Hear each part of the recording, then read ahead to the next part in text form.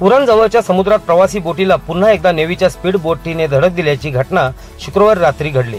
सुदैवाने या अपघातात कोणतीही जीवितहानी झाली नाही। मात्र 17 डिसेंबर 2024 रोजी नीलकमल या प्रवासी बोटीला नेव्हीच्या स्पीड बोटीने धडक दिल्याने 14 प्रवाशांना आपले प्राण गमवावे लागल्याच्या आठवणी जाग्या झाल्या।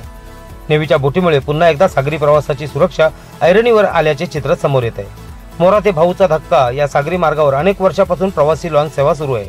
मोरा येथून शुक्रवारी रात्री 8 वाजता संत ज्ञानेश्वर ही प्रवासी बोट प्रवाशांना घेऊन मुंबईच्या भाऊच्या धक्क्यावर चालली होती। मात्र ही प्रवासी बोट मोरा बीकन आणि नेव्हीच्या जेटीच्या दरम्यान आली असताना 8:30 वाजण्याच्या सुमारास नेव्हीच्या स्पीड बोटीने या प्रवासी बोटीला धडक दिली। मात्र सुदैवाने ही स्पीड बोट प्रवासी बोटीच्या कडेला घासली। जर ही धडक थेट बोटीच्या मध्यभागाला लागली असती तर मोठी दुर्घटना झाली असती। त्यावेळी या प्रवासी बोटीतून 10 प्रवासी प्रवास करत होते। या अपघातानंतर प्रवाशांमध्ये घबराट आणि गोंधळ उडाला होता।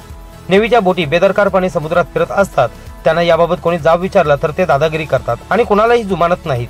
त्यामुळे सागरी सुरक्षेचा प्रश्न पुन्हा एकदा ऐरणीवर आला आहे। आरबीएन न्यूज साठी न्यूज ब्युरो उरण। जर तुम्हाला हा व्हिडिओ आवडला असेल तर चॅनलला लाईक, शेअर आणि सबस्क्राइब करायला विसरू नका।